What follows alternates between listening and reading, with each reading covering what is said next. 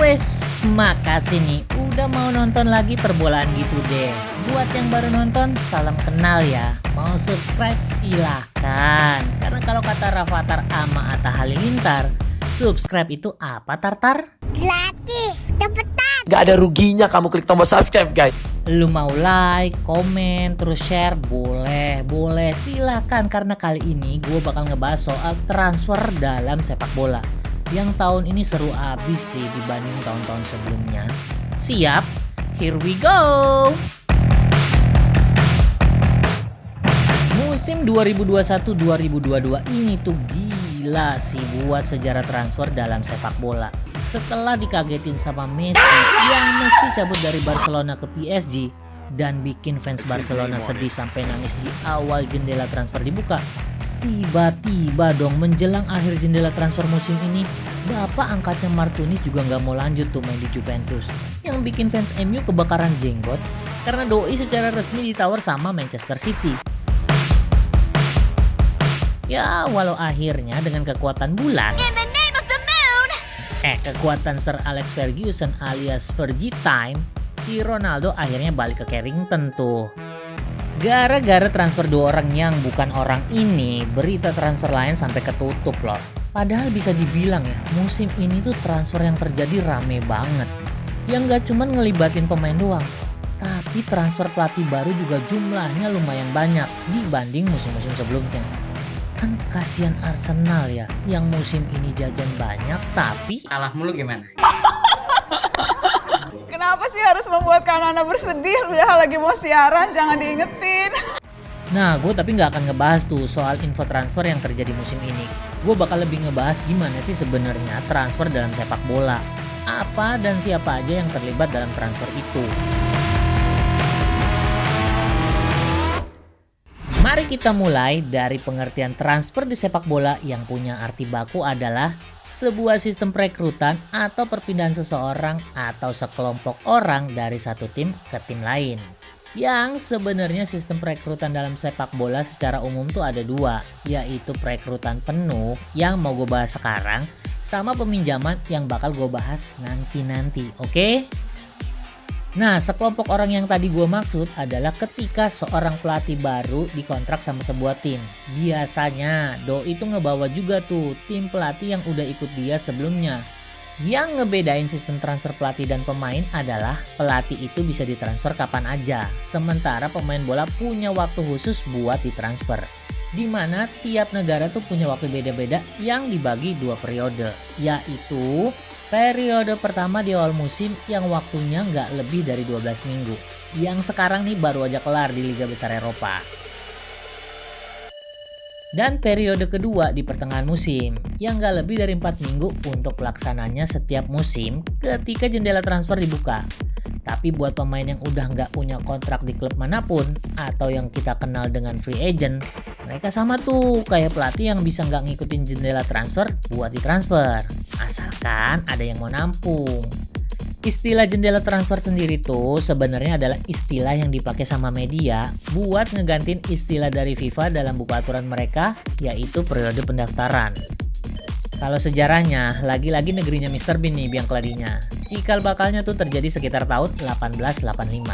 Pas Federasi Bolanya Inggris netapin aturan kalau pemain bola profesional saat itu mesti didaftarin sama klub yang bakal dibelanya dalam satu musim.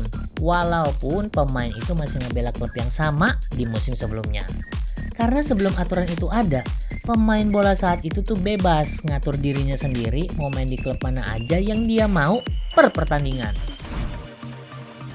Willie Grove, pemain bola asal Skotlandia, adalah orang pertama dengan biaya transfer tertinggi yang tercatat dalam sejarah transfer, yaitu sekitar 100 pound sterling waktu dibeli sama Aston Villa dari West Bromwich Albion tahun 1893.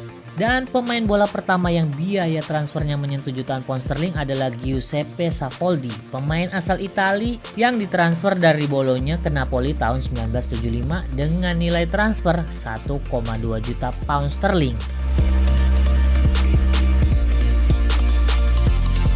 Dalam prosesnya, transfer dalam sepak bola tuh lumayan panjang dan gak jarang cukup ribet. Urutan sederhananya kurang lebih kayak gini nih. Pertama, Tiap klub yang lagi nyari pemain bakal ngelakuin pemantauan atau scouting ke seorang pemain incerannya ataupun yang belum jadi incerannya tapi punya kriteria dari penilaian yang masuk kategori klub tersebut. Yang dilakuin sama pemandu bakat atau biasa disebut scout. Dari hasil laporan si scout yang udah disetujuin sama pelatih atau manajer atau direktur olahraga suatu klub, itulah penawaran dilakuin ke klub pemilik pemain incerannya. Kalau klub pemilik bilang enggak, maka selesai obrolannya. Tapi nggak jarang juga, klub peminat bakal bikin penawaran berikutnya sampai jadi kayak Lukaku atau akhirnya mundur kayak kasusnya Konde, Kunde, itulah ya pokoknya namanya ya. Yang dua-duanya dialamin sama Chelsea di jendela transfer kemarin. Kalau klub pemilik setuju sama tawaran klub peminatnya, dibuatlah kesepakatan berapa biaya transfernya yang sebenarnya itu tuh buat ngeganti nilai kontrak yang gak diselesain sama pemain yang bakal cabut itu, alias biaya kompensasi.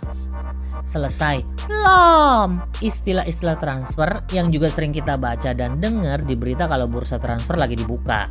Kayak misalnya add-on, buyout clause, sell on percentage, buyback clause, payment plan. Yang kayaknya juga bakal gue bahas kepisah karena gue capek. Oke, ini aja gue udah haus. Bentar ya, gue minum dulu. Oke,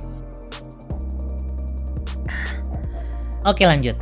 Setelah urusan antar klub yang tadi gue ceritain kelar, baru tuh si klub peminat boleh ngobrol sama pemain incerannya yang diwakilin sama agennya buat mencapai kesepakatan pribadi atau personal terms yang isi obrolannya soal gaji, bonus-bonus yang bakal pemainnya dapat apa aja selama ngebela klub peminatnya, sampai ke hal pribadi kayak dapat mobil apa, minta beliin tempat tinggal, cariin sekolah buat anaknya, asuransi keluarganya, yang akhirnya kadang-kadang bisa mempengaruhi jadi atau enggaknya transfer tersebut gara-gara permintaan yang banyak banget itu. Nah, tapi kalau jadi, tahap selanjutnya adalah tes medis yang gua pikir selama ini tuh cuman formalitas, tapi ternyata enggak loh. Contoh kejadiannya itu sama Nistelrooy ketika mau dibeli MU dari PSV Eindhoven tahun 2000. Yang gak kejadian gara-gara hasil tes medisnya doi nunjukin cedera ligamen cukup parah. Nah, baru tuh tahun depannya MU beli setelah sembuh dari cedera itu. Nah, setelah kelar semua yang tadi gue sebutin, baru deh tanda tangan kontrak yang abis itu dikirim sama klub pembeli ke asosiasi sepak bola negaranya. Sekaligus ngelaporin pembayaran transfer ke FIFA lewat International Transfer Matching System alias ITMS. Baru deh resmi tuh si pemain jadi milik klub yang gue ceritain dari tadi. Abis itu dia disuruh jagling-jagling dari stadion sama dada-dada. Sepanjang itu tuh proses transfer dalam sepak bola. Cuman gara-gara Fabrizio Romano kita taunya udah resmi aja lewat 3 kata saktinya doi. Here we go. Yang kapan-kapan bakal gue bahas ini orang nih. Oke lah ya kalau begitu gue pamit dulu ke pasar membeli buah. Buahnya buah belimbing. Penumpang selamat berpisah. Terima kasih telah terbang bersama si Tiling.